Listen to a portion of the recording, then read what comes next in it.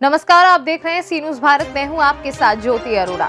खबर प्रयागराज जिले से है, जहां कांग्रेस के राष्ट्रीय अध्यक्ष राहुल गांधी कोराव के पत्थरताल में कांग्रेस उम्मीदवार पूर्व विधायक रामकृपाल कोल के समर्थन में जनसभा को संबोधित करने पहुंचे। इस दौरान उन्होंने कहा कि कोराव प्रयागराज कांग्रेस कार्यकाल में बनी फैक्ट्रियां नरेंद्र मोदी बेचने का काम कर रहे हैं। कहा कि मोदी सरकार ने देश की जनता के साथ विश्वासघात करने का काम किया है। उन्होंने जनता से 15 लाख काला धन का पैसा वापस लेकर गरीबों के खातों में देने को कहा था, लेकिन वे लोग खुद काले धन को पीछे से सफेद करके डकार लिए। नोटबंदी करके जनता को तंग किया गया। राहुल गांधी ने कहा कि यूपी में नारी के सम्मान के साथ खिलवाड़ हो रहा है। उन्हें सम्मान के बजाय उनकी बेइज्जती की जाती है। कहा ये मोदी सरकार किसानों, नौजवानों, बेरोजगारों के साथ धोखेबाजी कर रही है। छुट्टा जानवर छोड़कर किसानों की मेहनत से तैयार फसल को खिलवा दे रही है। मुख्य अतिथि ने कहा कि कोरोना के विषय में मैंने सरकार को पहले ही आगाह कर दिया था, किंतु सरकार ने ध्यान नहीं दिया, जिससे देश में लोगों की बर्बादी हुई। उन्होंने जनता से योगी एवं जुझारू प्रत्याशी पूर्व विधायक रामकृपाल कोल के कंधों पर हाथ रखकर चुनाव निशान पंजे पर मत देकर जिताने का आह्वान किया। कांग्रेस प्रत्याशी रामकृपाल कोल ने जनता एवं अतिथियों का हजारों की भीड़ में पधारे युवाओं, बुजुर्गों एवं महिला मतदाताओं का आभार जताया। साथ ही 27 फरवरी को होने वाले मतदान के दिन पंजे के निशान वाले बटन दबाकर सर्व समाज के लोगों से भारी मतों से जिताने की अपील की। जनसभा में महाराष्ट्र सरकार की शिक्षा मंत्री वर्षा गायकवाड़, चित्रकूट छत्तीसगढ़ विधायक राजमणि बिंजाम, शेखर बहुगुणा, अरुण त्रिपाठी, शिव बालक आदिवासी, कामरेड हरिराम पांडे, जावेद उर्फी बाजीराव खाड़े, एमपी के पूर्व मंत्री राजमणि पटेल व अन्य लोगों ने भी संबोधित किया। बता दें कि राहुल गांधी हेलीकॉप्टर द्वारा 5 बजे सायंकाल जनसभा में पहुंचे थे। भीड़ इतनी थी कि घंटों आवागमन सुलभ होने में लगा। भाई और बहनों, प्रेस के हमारे मित्रों, आप सबका यहाँ बहुत बहुत स्वागत। कांग्रेस के हमारे प्यारे कार्यकर्ता, आपका भी यहाँ बहुत बहुत स्वागत है। 2014 में नरेंद्र मोदी जी के भाषण होते थे, आपने सुने ना? 2014 में भाषण किस बात के करते थे वो याद है? क्या कहते थे? पहली लाइन होती थी, भाई और बहनों, 2 करोड़ युवाओं को हर साल मैं रोजगार दूंगा। याद है? दूसरी लाइन होती थी, किसानों की आमदनी में दुगनी कर दूंगा। सही? तीसरी लाइन थी, 15 लाख रुपए हर बैंक अकाउंट में डाल दूंगा। सही? याद है ना? अब बताइए, रोजगार मिल गया क्या? यहाँ पे कोई है जिसको नरेंद्र मोदी जी ने रोजगार दिया हो? आज हिंदुस्तान में 40 साल से सबसे ज्यादा बेरोजगारी है। किसानों की आमदनी की बात की, दुगनी करने की बात की। यहाँ पे आपको धान का क्या रेट मिलता है? कितना? 1200। आप में से कोई छत्तीसगढ़ गया है? आप जानते हो छत्तीसगढ़ में क्या रेट मिलता है? 2500। तो आप मुझे बताइए, छत्तीसगढ़ में 2500 मिल रहा है, यूपी में 1400 क्यों मिल रहा है?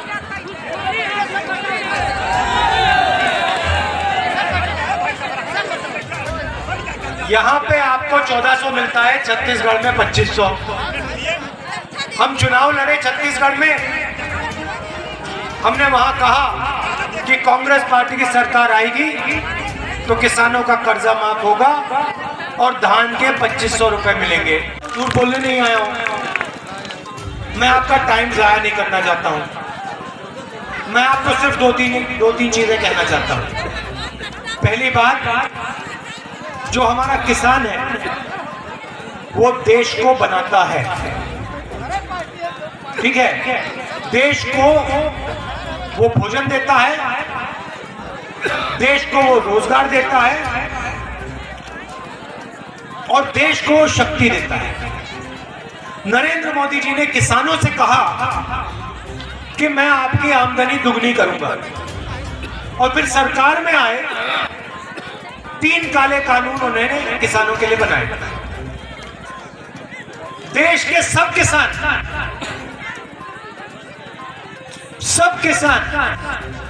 बाहर खड़े हो गए, दिल्ली के बाहर आ गए और खड़े हो गए, कहते भैया हम तो घर नहीं जाएंगे। नरेंद्र मोदी जब तक इन कानूनों को वापस नहीं लेगा तब तक हम वापस नहीं जाने वाले। तो आप बताइए, अगर नरेंद्र मोदी जी किसानों का काम कर रहे हैं, अगर वो सचमुच में किसानों की मदद कर रहे हैं, तो फिर हिंदुस्तान का किसान दिल्ली के बाहर कोविड में ठंड में क्यों खड़ा है? किसान को क्या हो गया कि वो 1 साल कोविड के समय ठंड में वो वहां पे दिल्ली के बाहर खड़ा हो गया? क्योंकि किसान जानता है कि नरेंद्र मोदी किसानों के लिए काम नहीं करते हैं। नरेंद्र मोदी इस देश के सबसे बड़े 2-3 उद्योगपतियों के लिए काम करते हैं, और ये 2-3 उद्योगपति देश को रोजगार नहीं देते। देश को रोजगार कौन देता है? देश को रोजगार छोटे व्यापारी देते हैं, जो छोटे बिजनेस चलाते हैं वो देते हैं, जो मिडिल साइज बिजनेस चलाते हैं वो देते हैं, किसान देते हैं, दुकानदार देते हैं। ये लोग हिंदुस्तान को रोजगार देते हैं। पहला काम इन्होंने नोटबंदी का किया। अब यहाँ पे हजारों लोग खड़े, मैं आपसे पूछना चाहता हूं, नोटबंदी से यहाँ पे किसी का फायदा हुआ? कोई एक आदमी है, एक औरत है यहाँ पे जो कह सकता है कि हाँ भैया नोटबंदी से मेरा फायदा हो? कोई कह सकता है? ना। आप बैंक के सामने लाइन में खड़े थे ना? लाइन में आपको अरबपति दिखे? एक खड़ा था वहां पे अमीर बंदा, नहीं? क्यों नहीं? क्या उनके पास पैसे नहीं थे क्या? 500 रुपए के 1000 रुपए के नोट उनके पास नहीं थे क्या? वो क्यों नहीं खड़े थे? हाँ, पीछे से उनका काम नरेंद्र मोदी करा रहे थे। आगे आपको खड़ा कर दिया, आपको कहा भाइयों बहनों काले धन की लड़ाई है, खड़े हो जाओ। आप खड़े हो गए और पीछे से उनका काला धन सफेद कर दिया नरेंद्र मोदी ने। अब देखिए, मुझे बताइए, नरेंद्र मोदी जी ने कहा था काले धन को मिटा दूंगा। अगर काला धन नहीं मिटा, आपको याद होगा आंसू निकले थे और कहा था चौराहे पे मुझे फांसी लगा देना, याद है? काला धन गायब हो गया। हाँ, नीरव मोदी गए, विजय माल्या जी गए। तो मेरा कहना है, भाषण करते हैं और आपको एक के बाद एक झूठ कर जाते हैं। अब इस चुनाव में आप नरेंद्र मोदी जी के भाषण सुनिए, आपको एक भाषण नहीं सुनाई देगा जिसमें नरेंद्र मोदी जी रोजगार की बात करें। आप सुन, अब मुझे बताओ, अपने भाषणों में नरेंद्र मोदी जी आज रोजगार की बात क्यों नहीं कर रहे? आज पाकिस्तान की बात कर लेंगे, अफगानिस्तान की बात कर लेंगे, इधर उधर की बात कर लेंगे, मगर रोजगार की बात नहीं करेंगे, किसानों की बात नहीं करेंगे, छोटे व्यापारियों की बात नहीं करेंगे, मजदूरों की बात नहीं करेंगे। इलेक्शन का समय आता है, धन की बात शुरू हो जाती है, धर्म की बात शुरू हो जाती है, मगर रोजगार की बात, प्रगति की बात, विकास की बात, स्कूल कॉलेज बनाने की बात, स्वास्थ्य की बात, वो कभी नहीं होगी। कोविड आया,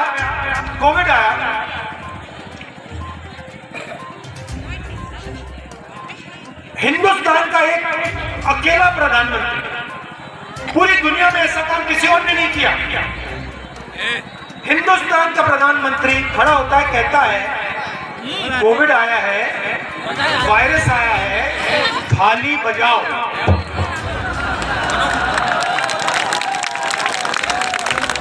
मतलब क्या समझ रखा है देश को? पब्लिक को मूर्ख बना रहे थे भाई, मगर पब्लिक ने थाली तो बजाई,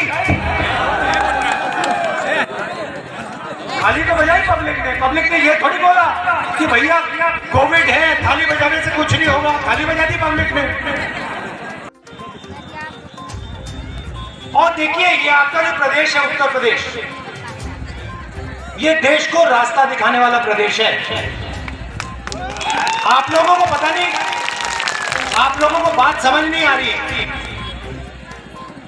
मैं कड़वी बात बोल रहा हूं, आपको बात समझ नहीं आ रही है। आप लोग जाते हो महाराष्ट्र, जाते हो रोजगार ढूंढने, बेंगलोर जाते हो, मुंबई में आपके लोग जाते हैं, असम जाते हो, पंजाब जाते हो, हरियाणा जाते हो, जिंदगी निकल जाती है। दूसरे प्रदेशों में आप जाते हो, काम करते हो। उत्तर प्रदेश में आपको रोजगार नहीं मिल सकता, सवाल ही नहीं उठता। आपके यहां ऐसी सरकारें आई हैं, बीजेपी, बीएसपी, एसपी, इनको कुछ लेना देना नहीं। बाकी प्रदेश आगे बढ़ रहे हैं, आप पीछे की ओर दौड़ रहे हो, पीछे की ओर दौड़ रहे हो। बाकी देश में टेक्नोलॉजी की बात हो रही है। आप छत्तीसगढ़ जाइए, वहां पे फूड पार्क का जाल बिछा दिया है, 2500 रुपए वहां पे धान के मिलते हैं, वहां पे कर्जा माफ हो गया। हर डिस्ट्रिक्ट में वहां पे फूड पार्क लग रहा है। जहां आलू उगाते हैं वहां पे आलू की चिप्स की फैक्ट्री, जहां टमाटर उगते हैं वहां पे टमाटो केचप की फैक्ट्री, अचार की फैक्ट्री, आम को प्रोसेस करने की फैक्ट्री, कॉफी की फैक्ट्री, जाल बिछ रहा है वहां पे। छत्तीसगढ़ में किसान जाकर सीधा फैक्ट्री में अपना माल बेच रहा है। तो यहां पे आप भटक रहे हो, आपके हाथ में है, आप गलतफहमी में हो। आप सोचते हो कि भाई हमने वोट दे दिया तो बात खत्म हो गई। आप सरकार बनाते हो, आपको ऐसी सरकार बनानी चाहिए जो किसानों की रक्षा करे, जो किसानों को सही दाम दे, जो रोजगार की बात करे। यहाँ पे इंडस्ट्रियल सेंटर हुआ करता था, क्या हो गया उसका? पब्लिक सेक्टर की जो कंपनियां हिंदुस्तान में, BHEL, HEL, ये कंपनियां जो लगी, ये किसने लगाई? ये बीजेपी के लोगों ने लगाई क्या? ये सब काम कांग्रेस ने किया। अब बीजेपी क्या कर रही है? एक के बाद एक बेच रही है। ये बेचने का काम कर रही है। आप मुझे बता दो, उत्तर प्रदेश में पिछले 5 साल में बीजेपी की सरकार ने किया क्या? मुझे बता दो। आपको सही नाम नहीं देते, आपका धान के लिए सही दाम नहीं देते। ठीक है, मैं समझ सकता हूं, उत्तर प्रदेश में नहीं देते, छत्तीसगढ़ में देते हैं। आपका कर्जा माफ नहीं किया, ठीक है। अच्छा, आपके जेब में से पैसा निकालते हैं और फिर आपसे कहते हैं भैया देखो एक नया काम करेंगे। अब पूरे उत्तर प्रदेश में सही दाम मिलेगा, ना आपका कर्जा माफ होगा, और रात को आपके खेतों में रात को जानवर आके आपका पूरा माल खा जाएंगे। मजे लो उत्तर प्रदेश है, मजे लो उत्तर प्रदेश है भैया। तो ये ये इन्होंने कर रखा है। और भैया मैं बीजेपी की बात कर रहा हूं, गलत फहमी में मत आओ। समाजवादी पार्टी बीएसपी कम नहीं है, आपने उनको भी देख लिया है। समाजवादी के टाइम यहां पे क्या होता था पूरी दुनिया जानती है, बीएसपी के समय क्या होता था पूरी दुनिया जानती है। तो हमारे यहाँ कैंडिडेट है, आइए आइए सामने आइए। ये जमीनी आदमी है, ये आपकी लड़ाई लड़ेंगे, ये फालतू बात नहीं करेंगे आपसे। तो इनको आप पूरा समर्थन दीजिए, भारी बहुमत से इनको जिताइए और इनको विधानसभा में भेजिए। आप दूर दूर से आए, इसके लिए आप सबका बहुत बहुत धन्यवाद। नमस्कार, जय हिंद। 2 साल से मेहनत कर रहे हमारे बाजीराव खंडवे जी ने लगातार इस हमारी कुराव विधानसभा में लगातार मेहनत करके इस पैगाम पर पहुंचा दिए। आज कि लगता है कि आज ये जनसैलाब राहुल गांधी जी हमारे जो नेता हैं, ये साफ साफ दिखाई पड़ रहा है कि बाजीराव खंडवे की मेहनत ये रंग ला दिया है। साथ ही साथ हमारे राघवेंद्र प्रताप सिंह जी हैं, जो लगातार हम लोगों के साथ गांव-गांव चल करके कांग्रेस पार्टी का निर्माण करने में उनकी अहम भूमिका रही है। साथियों, हमारे जो ब्लॉक के अध्यक्ष हैं आसाराम जी और हमारे विधानसभा के प्रभारी आनंद शुक्ला जी, मंच पर बैठे हमारे राजनीतिक गुरु कमरेड पांडे जी, अरुण तिवारी जो हमारे बगल में बैठे हैं, हमारे बादशाह हैं, हमारे जमुना पार के हमारे साथ बैठे हुए हैं। वर्षा दीदी जो महाराष्ट्र से चल करके महाराष्ट्र में शिक्षा मंत्री हैं और आकर के हमारे मेहनत कश किसान मजदूर नौजवान दोस्तों का हौसला 3-4 बार आकर के बढ़ाया है। उस इस क्षेत्र की जनता की तरफ से मैं आपका भी स्वागत और अभिनंदन करता हूं। साथियों, हमारे इस मंच में विराजमान मध्य प्रदेश के कैबिनेट मिनिस्टर रहे, राज्यसभा के सांसद भाई राजमणि जी, हम आपका भी मंच पर हो रहा है जिसका भी बच्चा हवा कलर पीना कांग्रेस पार्टी और जिसका बैच पहना हुआ है 4 साल का बच्चा है, जिसका भी बच्चा हो आए हुए थे और कांग्रेस पार्टी के प्रत्याशी राम कृपाल गुल जी का जनसभा को संबोधित किए हैं। हमारे साथ में मौजूद हैं कुराव से कांग्रेस पार्टी के प्रत्याशी राम कृपाल जी, हम उनसे कुछ बातचीत करते हैं। जिस तरीके से आपका ये आज जनसैलाब रहा उसकी आपका नहीं, हम चुनाव जीतेंगे। आपका टक्कर किससे है? हमारा टक्कर किसी से नहीं। अरे 30,000 की मार्जिन है कि तो टक्कर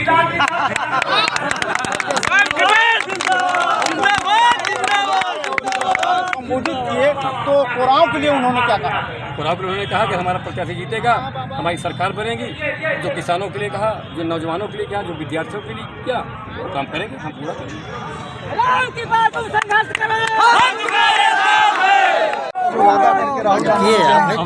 बन के पूरा करेंगे। अच्छा, जो छुट्टा जानवर इस समय उस पे आपने कभी आवाज नहीं उठाई, कभी आपने विधान के समर्थन को आवाज हमने विरोध में रहा? मैं कभी विरोध नहीं किया, मैं आंदोलन में था, मैं लगातार किसानों की बात में करता था, धरना देकर। आप छत्तीसगढ़ से आए,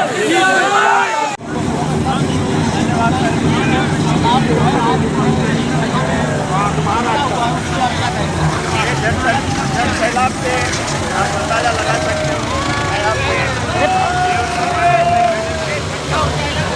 हमारा जो विधानसभा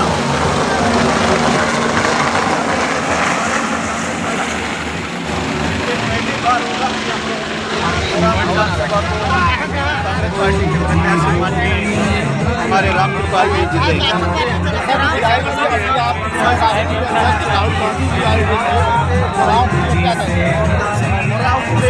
हमारी सरकार अगर जल्दी से बनती है महिलाओं को लेकर के हम लोग यहाँ के किसानों यहाँ मजदूरों के लिए यहाँ के बेरोजगारों के लिए सुचारू रूप से सभी व्यवस्थाएं करेंगे एक आदर्श उत्तर प्रदेश आदर्श विधानसभा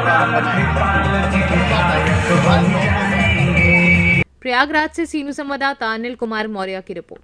इस खास खबर में फिलहाल के लिए इतना ही। आप देखते रहिए सी न्यूज़ भारत।